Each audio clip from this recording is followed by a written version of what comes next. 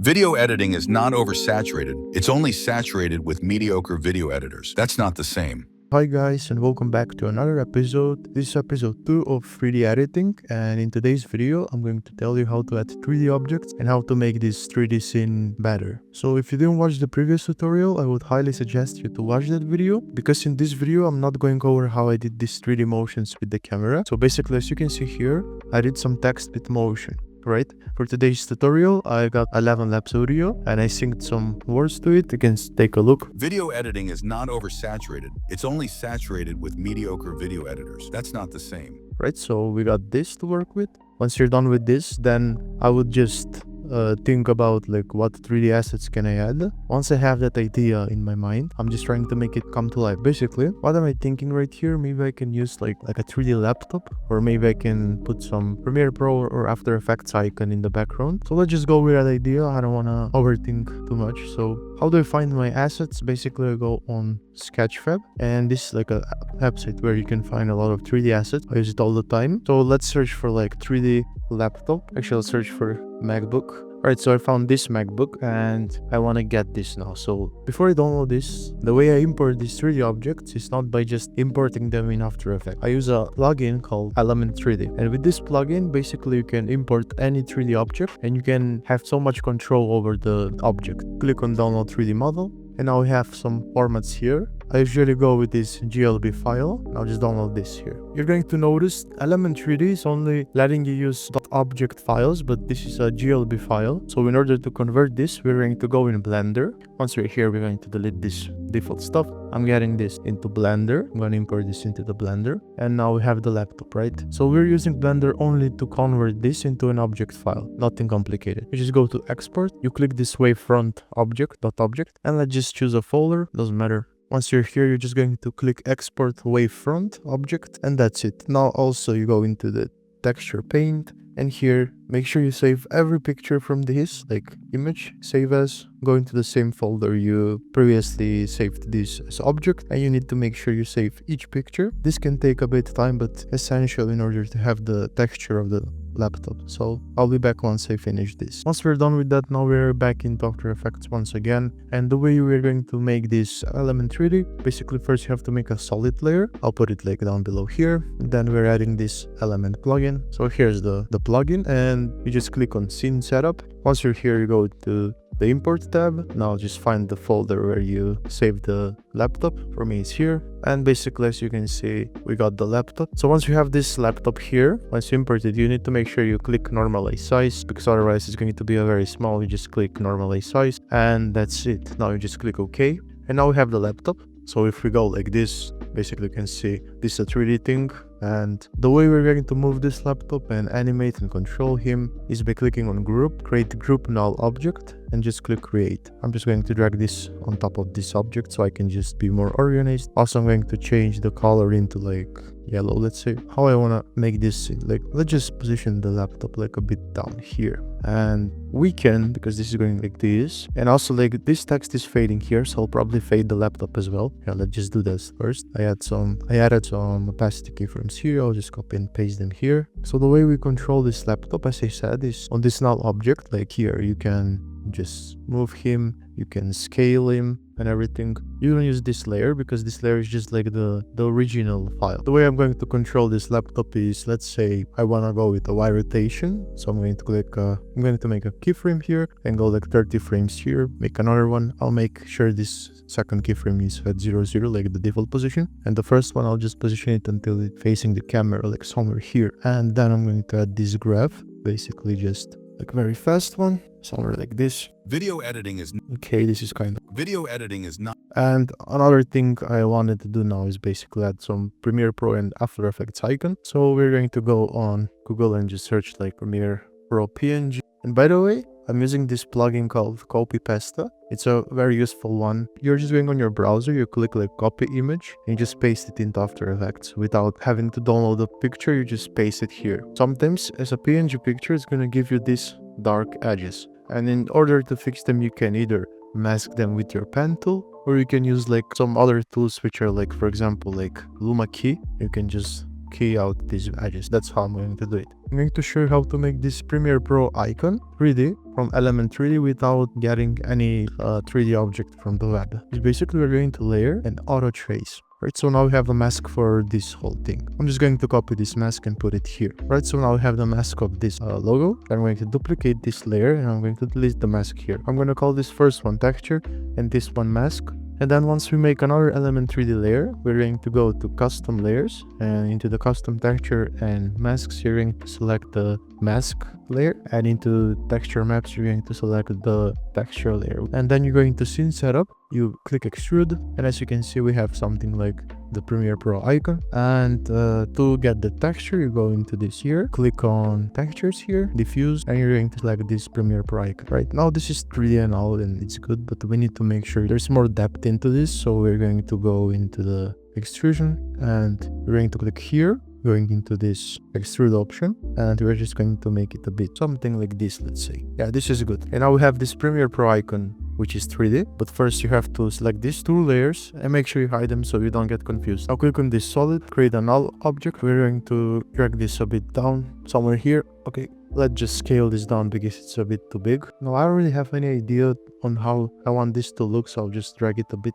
somewhere here, let's say. Now let's just do the same thing for After Effects icon. Okay, so I got this After Effects logo here as well. And now let's just animate this. So it's going to be the same as the laptop. Like here, I want it to fade out. So I'll just go into this here and just copy this same opacity keyframe and align it to both logos so they all fade out. But until then, like until here, I want them to be animated. So let's just go with this After Effects. I'm going to make a position keyframe, and also I'm going to get just orientation keyframe. I'm going to the beginning and I'll just face it into a different angle and just change the position a bit. I'll do the same for this Premiere Pro logo. So basically let's just rotate it like, I don't know, like this, and I'll just select these both keyframes and let's just make like some graphs pretty fast. Yeah, some like fast graphs. Video editing is not... Distance between these keyframes only 20 frames, so I'm gonna make it a bit longer. It's like too fast now. I'm gonna drag it up here. So let's see now, and also let's change this to... Video editing is not... Okay, this is kind of cool for now. The key part which is missing is the opacity here. So add another keyframe, one frame before this one, so we can have a smooth opacity keyframe for this segment. Place here another one, make it at 0. So now for this, it's not oversaturated. The first idea I got is to put some objects of people. So I went on Sketchfab once again and I found like a lot of 3D objects that can represent this thing, but I decided I'm going to use this one. You can find like pretty much a lot of assets here. Right, so now let's import the asset I'm going to use. One thing here I want to play with is the texture of these people, because it's just like plain white solid. So I think I'm going to use this one. I just took this glass one and put it here, and now we're going to use the keyboard shortcut I mentioned in the last video, which is Control Home. We can get this 3D asset centered on the screen. I want to have it somewhere like here, let's say. I'm going to scale this a bit up and also like the text a bit above. And so far this is cool. Now we need to animate this as well. Let's place orientation keyframe here and a position one, and here I'm going to play with the rotation. One thing I want to do here is increase the duration of this animation, so I'll just go like 10 more keyframes. And now let's add the graph. Of course, nothing will look good without graphing, so you have to just add graph on everything. And I'm going to add opacity keyframe as well. Let's see what we have. Thing is not oversaturated. Yeah, this is kind of cool. Once we're going back, this oversaturated text is fading out. So I'll just copy the same keyframes from the fade out onto this black solid, right? So now it's only saturated. I'm not really sure what to add here. I'm thinking of adding some floppy disk, so I'll just search for something here. And by the way, for some object, they're not coming with the textures already made. So you have to go here, click on this raw material file for your object, go into the diffuse, and from here you're going to load the texture which you saved in the folder. So for me, it's right here. And once I import it, I have the texture. Straight away, I'm going to jump into animating this thing. So going from the Y rotation and clicking the position keyframe, also adding opacity keyframe to this one. And let's just go like somewhere here, and then 1, 2, 3, 4. Somewhere here it's ending. I'll use this for the end position, and for the first position I'll just move it here for now so I can see it, and then I'll move it back on the position. Let's add a lot of Y rotation, something like this. And also I want to make sure it's coming from above, so let's just go Y up. Now let's just move this back to the original position, And now for this part with mediocre video editors, I decided I'm going to use some 3D headphones. I hope it made sense. If not, doesn't matter. It's going to look good anyway. So I found this on Sketchfab and I'm going to download them. I'll control home and now I'm going to scale this a bit more. And I think I'm going to position them a bit down because I don't want this headphone jack to be seen. So let's just hide that thing, something like this. And as well, I can just get this text and move it above, like somewhere here. Yeah, just I'm going to move the headphones a bit more down and this as well down. Okay, and let's do the same thing literally. I'm just going to go X rotation, Y rotation, position keyframe, and opacity keyframe on this layer 1. Right, so I'm not going to use the X rotation here, I'll just use the Y rotation, and we have the headphones going from down to here. And for the ending, that's not the same. I'm not going to use any 3D object. So let's actually go and see what we have so far. Video editing is not oversaturated. It's only saturated with mediocre video editors. That's not the same. And now I'm going to go over some designing stuff. I can't really teach you design. The way you can learn design is by just consuming high quality edits from other editors. Like you can go on Instagram and search other editors, get ideas from them and just try to make them in your own way. That's basically what people are calling to like an artist. I want to make like a circle here. Probably saw this already in my edits, but I like to do this circle animation around stuff. So I'll make this 3D here. I'll position it a bit behind them. And I think this is too much weight of the stroke. Let's decrease it a bit. And now I'm going to add trim path to this. So basically we're going here, add the trim paths, just make a keyframe on this end position and let's go like 30 frames forward, make another one and let's put this at 0. Let's make graphs for this. I'm going to use the same opacity keyframes I use for everything from this scene, which needs to fade out. Video editing is not oversaturated. For this is not oversaturated part, I'll actually get the red color, decrease the stroke size. I'll just make a line which is going to cross this it's not oversaturated thing. I'll place this above the text because it's supposed to be above it. I'll go into this position, select this position and place it here. And I'll do that as well for the rotation. I'm just going to add some trim paths. And by the way, there is a plugin you can do this. I use this KeyFast plugin. So instead of doing what I just did for the circle, I can just go here and click on this trim path on. And it's automatically going to create keyframes for me. For this scene, I decided I'm going to add this square behind this video editor's text. And besides that, let's use some more designing here. So now let's add this glitchy lines effect in the background. And basically, the way I do this, I'm going to select the pen tool and I'm going to draw like a line. It doesn't need to be perfect anyway, it's going to be a glitchy one. I meant like a circles with lines, not a line. And once we have something like this, I'm going to click on here, type taper here, and I'll make sure this is tapering it to like 15 and 15, starting and ending position. And then we're going in wiggle paths. And then once we're here, if we move this position, it's going to start like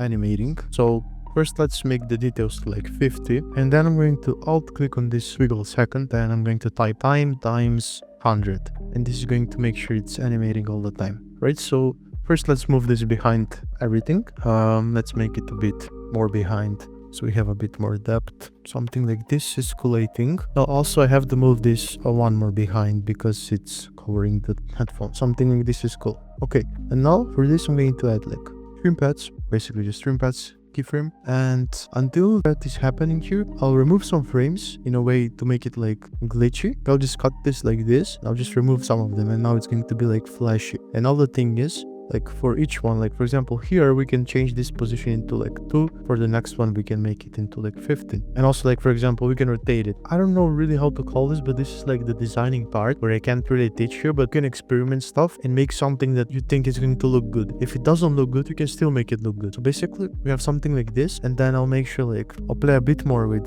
this. So here I'll rotate it once again, something like this, and I'll make it like a bit smaller. And until here, I'll just cut it off completely. I'm going to pre-comb this stuff. You're going to realize once you pre-comb this stuff, the 3D properties disappearing. Now, so how can we pre-comb stuff and actually save the same position of the layers that are in this pre-comb? You're just going to click on this for comp layer, and this is still 3D and it's still here. And if you want to change it here, like you can click here on this 3D stuff and you can still change it. But now we have composition that is 3D and it's in the same position. Why did I do this? Basically, I want to decrease the opacity, and by pre-comping all of these layers, I don't need to go like one-on-one for every single one. I can just do them like as a group. And for this, that's not the same. We said we're not going to use any assets. We can add some like shapes. They're going to look cool, I guess. Let's try to do something. Basically right here, I'm just experimenting and making something cool. Let's take a final look at this scene. Video editing is not oversaturated. It's only saturated with mediocre video editors. That's not the same.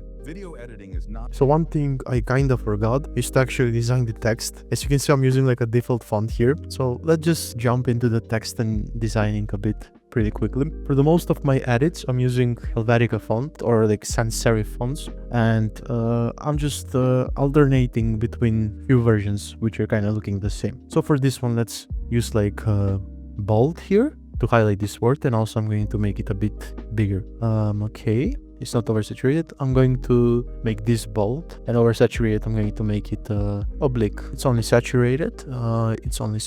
We can highlight this saturated word by increasing the scale, and also I can change the font to this one. Let's make sure the line spacing is a bit better. Now here I want to highlight mediocre and video editors. So let's make this one bold, and video editors, let's make it oblique. And obviously you can add some like typography designs, more like we can add some text somewhere here, like more text, and make it a bit more better, but I'll just keep it simple. This is just like breaking down the process. Like if I wanted to do, I could like go all day and just designing this stuff, but this is just for the sake of the tutorial. Okay, so now we have the scene, right? And it's looking good. And now we're doing the effect stacking. So the first effect I'm adding, and the way I'm going to add the effects is by adding an adjustment layer. You can click Ctrl-Alt-Y on your keyboard, or you can just go to the layer tab, click new, and just select this adjustment layer from here.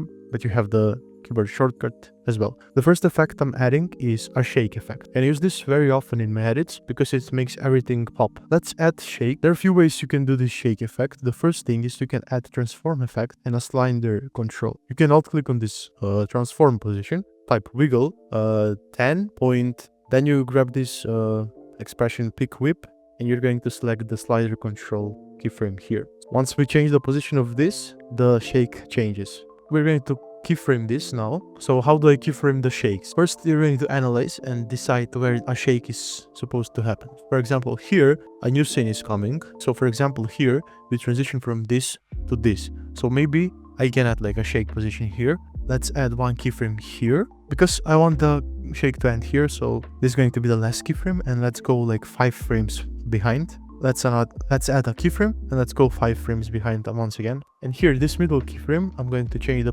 value to like 12. And now we have a shake. It's not oversaturated. You see, but this is kind of looking bad, so I have to adjust it in order to make it look good. It's not oversaturated. Okay, maybe a bit more backwards. It's not oversaturated. Okay, this is a bit better. And also, another thing we're doing for this thing is we're going to add graphs. And the way I'm going to graph this is basically like this. I'm putting this like slow to fast and making the second one fast to slow. Oh, let's see this. Now we're going back, and here we can add another shake.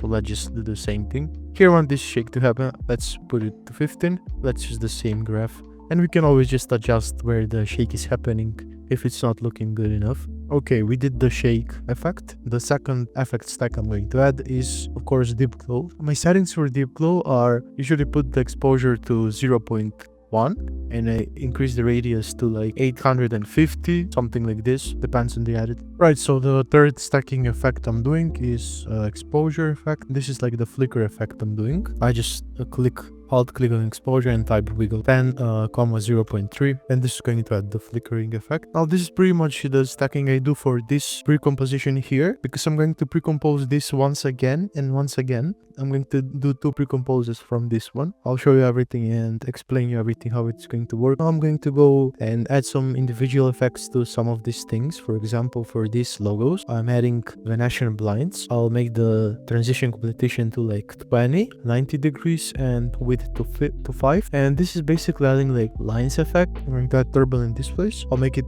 horizontal displacement and change the amount to 15 and size to 12. And then in the evolution options, I'm going to alt click this random seed. I'm going to type time times 10. Yeah, I'm going to copy this effect, and I'm going to add this into these icons as well. So it's here and here.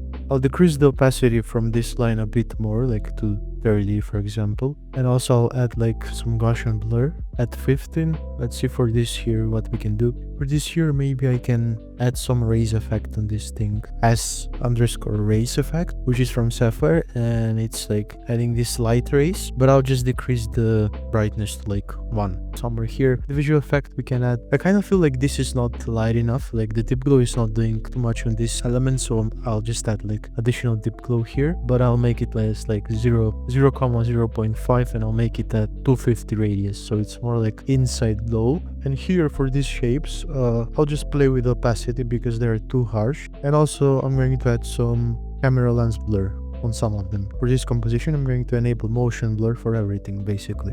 Now I'm going to pre-compose this. Oh, I need to add the background for this whole scene. And for this I'm using assets. So in this folder here I have multiple assets I'm using, so I'll just grab some here. Yeah, so we have this as a background. I'm going to use this as a background. I'm going to scale it, and I'm going to change the opacity to 15. Then I'm going to add this optical flares thing.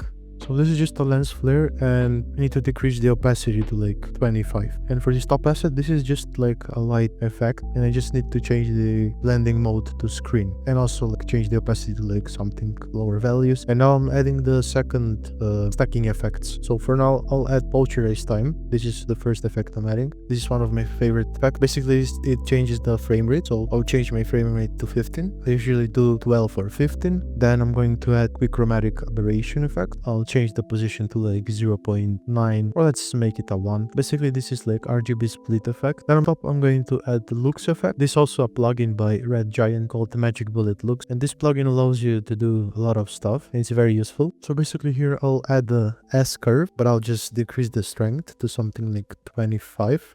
Then I'm going to add the haze flare. I'll make the tint to like something bluish color, which matches this tone, and also decrease the strength to like 23. Then we're going to add the shutter streak, decrease the strength as well. I'm gonna add optical diffusion a bit, decrease the strength, and add the color to something like blue. And that's pretty much it. Now the next thing I'm going to add is a black solid, and I'm going to add Venetian blinds. The first one is going to be at 15, 90, and 5 width, and I'm also going to duplicate this one and make this one to 0. So now we have like a CRT monitor overlay, and all you need to do is just change the opacity to like 20 or 15, and this is how we get this cool effect. After that, I'm adding another adjustment layer, and I'm adding Gaussian blur. I'm gonna put it up to like 15. I'm going to add scatter effect, put it at like 15. I'm going to draw this mask here. Once I have it, I'm going to invert the mask. So basically this is going to be like the edges are going to be blurry. I'm going to increase the feathering to like 1 to 200 and decrease the opacity to 75, and that's pretty much it. Now honestly you can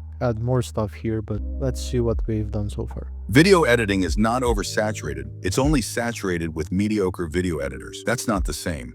Video editing is... Yeah, so that's it for this tutorial, guys. Hope you enjoyed. If you have any recommendations for other tutorials, leave them in the comments, and I'll see you in the next one. Peace.